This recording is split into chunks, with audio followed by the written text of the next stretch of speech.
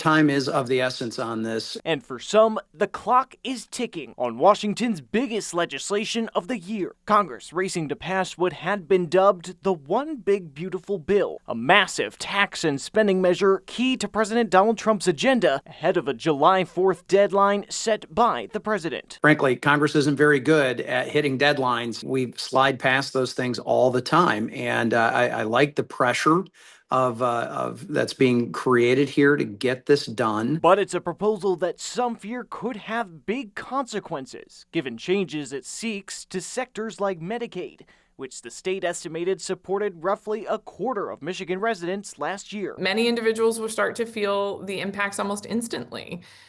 This bill cuts $1 trillion in healthcare funding through Medicaid, Medicare, and the ACA. Funding changes and new work requirements has some bracing for what its passage could mean. The nonpartisan Congressional Budget Office had estimated the bill, as filed with the Senate in late June, would leave almost 12 million more people without health insurance by 2034. That would include almost 1.5 million, it said, that don't have verified citizenship, nationality, or, quote, satisfactory immigration status. Why would we not want to root out fraud? Why would we want to make sure that we are spending your tax dollars as efficiently as we possibly can?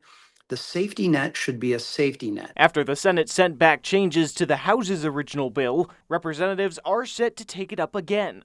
But the Senate's edits have thrown into question whether all of the House's slim Republican majority will be willing to get on board. I have some quibbles with the Senate version. Quibbles like its approach to Medicaid. I think the House version was better in many ways, but it is a product that I can support. Ultimately, Republican Representative Bill Huizenga said he would be a yes on what the Senate had sent based on the House's versions, but others, like Democratic Congresswoman Hillary Scholten, not convinced. A disproportionate number of the users of those rural hospitals are Medicaid recipients, and these rural hospitals are not going to be able to stay open. From the time that this bill takes effect for the 10 years going forward, the hit to Michigan hospitals is over $6 billion.